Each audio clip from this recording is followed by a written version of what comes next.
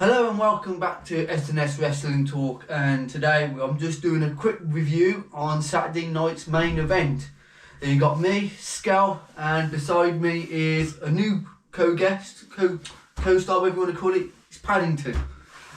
Some sad news, Darren has sadly left the channel. He's had contractual issues.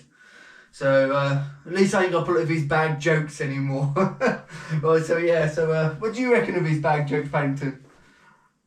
Yeah, it's great, thanks.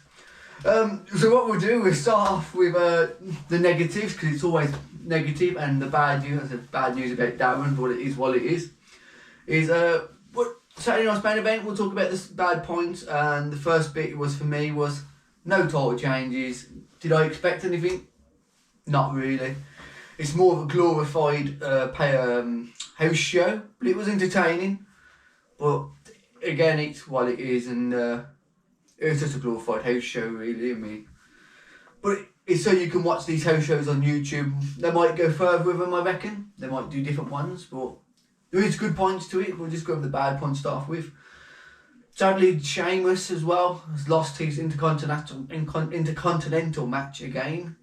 He's been trying to get that for his Grand Slam. I can't get my words out today. It's sad that he didn't win. The match itself was brilliant. I thought it was an end-to-end, real good match. Brian Breaker is a hell of an athlete, isn't he? Let's be honest. But I think Sheamus' journey will come to an end eventually with the Intercontinental belt. I think he will get it eventually. I mean, Spill said before he left he might win at WrestleMania maybe, or if a repeat of the same thing again.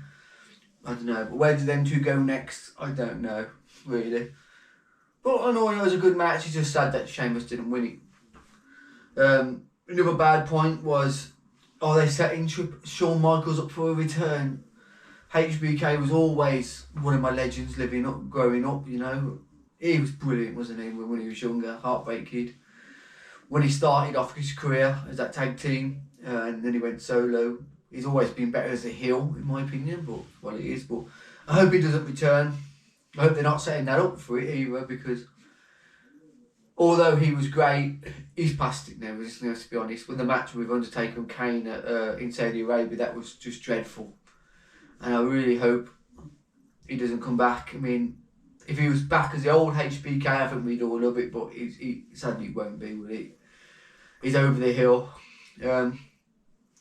The contract signing itself, entertaining, but it's what it always is, and we always want to be a cheap shot and then roll away at the ring, and it's good to speak to your music. But yeah, I think that's a few bad points I picked up on, in my opinion. I'm very sure I watched it, and I said this is going to be a long video. I don't want to tell you every single bad point I saw. But I'll talk about the good things. The contract signing, I said it was bad, and good things about that is, can you believe that Cody Rhodes is finally going to defend his title on a pay-per-view again for the first time since Bash in Berlin in August? That is outstandingly bad, in my opinion. Everyone moaned at Roman for not defending his title. He's defended it twice since August. And this is going to be his first one, his first PLE since August where he can defend the title. I mean, that is shocking. I mean, we've had what? I can't believe there have been so many since one in August. It's weird that he's like, you know, everyone moaned about Roman never defending his title, but his title reign, it's not been the best. I said this the other day. Love Cody. I felt he really hoped he'd win it at WrestleMania last year, but I said he dropped the ball with it. 2 title defences since August. I mean, Roman did more than that, I think, and that's just not good. The staging of the background, the entrance of Saturday night's main event was real good. Vintage, brilliantly. I loved it. The decor was amazing.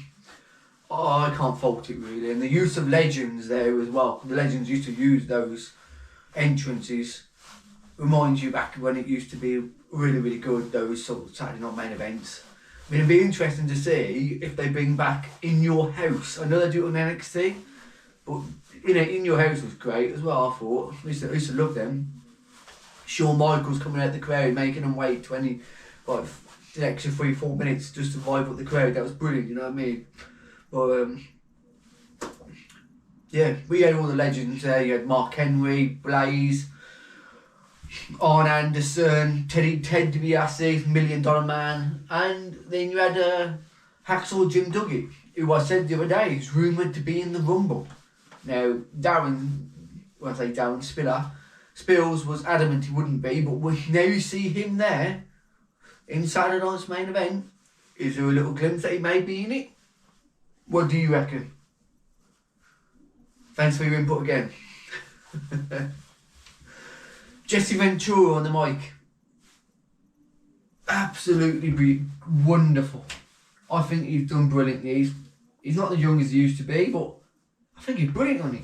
He made a few slips by saying WWF. I don't know if you heard it, but I did on YouTube, watching it on YouTube. I think there was a few slips, but they caught it. They tried to black it the best they can. But I'm hearing good news. I've heard good things about Jesse Ventura, and they are very pleased with his work. And they might be using him more in the future. So it'll be interesting to see. And for me, another thing is the Nia versus Rhea Ripley match was impressive in my opinion. It was a grudge match from back in Sydney last year, Elimination Chamber. I want to say Sydney last year, and that wasn't the best match. Let's be realistic, but this one was so much better, and it showed you why they are main event competitors. They've improved so much since then. It was end to end, all out pure power brute between the two ladies or women. Absolutely outstanding match, and I really enjoyed watching that match. For me, out of the whole matches, that was my favourite match to watch. It was just pure brute and brilliant. But going on to the last thing now, so that was the bad, that was the good, and now I've got the dangerous Fatu. Wow. Jacob Fatu, wow. Absolutely annihilated Braun Strowman. I don't think they needed to do it the way they did it. They could have given Fatu the win, then destroyed him. But I know they wanted to protect Braun, but they could have just made Fatu just smash him completely with the title, win the match, and annihilate him afterwards. Sorry, I can't pronounce that word, I'm trying to use it, but he could have done that. And did they use the blood pack on Braun, or was it an actual cut? It looked like a blood explosion. I don't really know, I couldn't really see, but how many times he done that somersault on him was outstanding. He's for such a big bloke. He's so agile. Jacob Fatu is going to be the future, I think. Sad news is I heard he's going to be suspended for the next few months. That's what I'm hearing. Whether it's true or not, because apparently Nick Aldis is going to suspend him on SmackDown. Hope that's lies. Hope that's not true. That's what I'm hearing. But I said I hope it's not true, because I said he makes so much sense for him to go into Rumble and just destroy everyone. But that's my short review of Saturday night's main event. If you think it's any different, let me know. Do you think it was a glorified house show? Do you reckon they need to do more?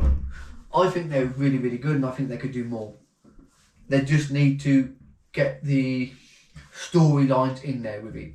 And make a title change here and there to make it more exciting. If you're going to keep the titles and have title matches and not change the titles, don't put them in. Make them exciting. Or give it to lesser used superstars. Let's see what they can do. Tell us what you think. Put it in the comments below and let us know.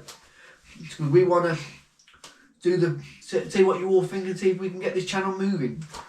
Well, I said, thanks for watching SNS Wrestling Talk with me, Scales, and my new co-star, Paddington. So thanks for watching. Goodbye.